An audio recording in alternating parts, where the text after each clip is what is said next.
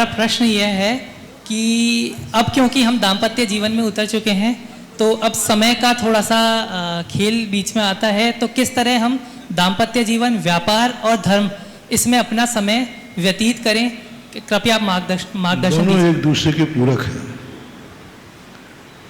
धर्म और कर्म ग्रस्त के दोनों बराबर पर चलना चाहिए। जब कर्म को तुम एडजस्ट कर रहे हो तो धर्म को भी एडजस्ट करना चाहिए। कोई भी चीज़ कठिन नहीं है, मात्र थोड़ा एडजस्ट करने वाली बात है। मन यदि होता है तो दोनों कार्य हो जाते हैं। एक समय की सीमा बांध देना चाहिए कि यह समय मेरे धर्म का है, उस समय कर्म बीच में नहीं आएगा, और जिस समय कर्म है उस समय धर्म बीच में नहीं आएगा, तो दोनों कार्य सध सकते हैं। साधना ही चाहिए। देख लीजिए चक्रवर्ती जैसा विवाह, एक जिनसेन स्वामी का कितना बड़ा सोच था।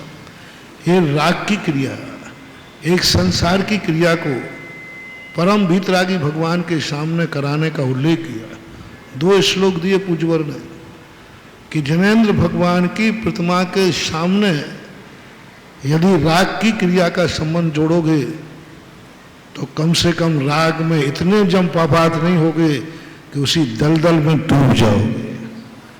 क्योंकि वो वीतरागी साक्षी के सामने जब होता है तो दोनों का संबंध कभी हिंसात्मक नहीं होगा, दोनों के व्यवहार कभी आक्रोशात्मक नहीं होंगे।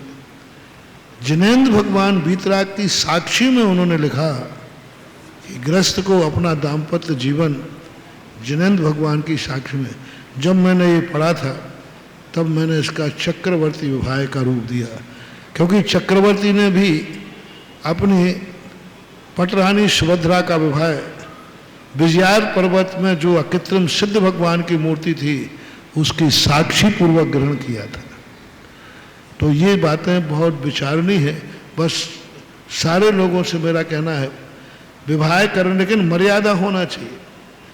विवाह का अर्थ होता है जैसे विधान होता है, शेरवानी नहीं, धोती दुपट्टा।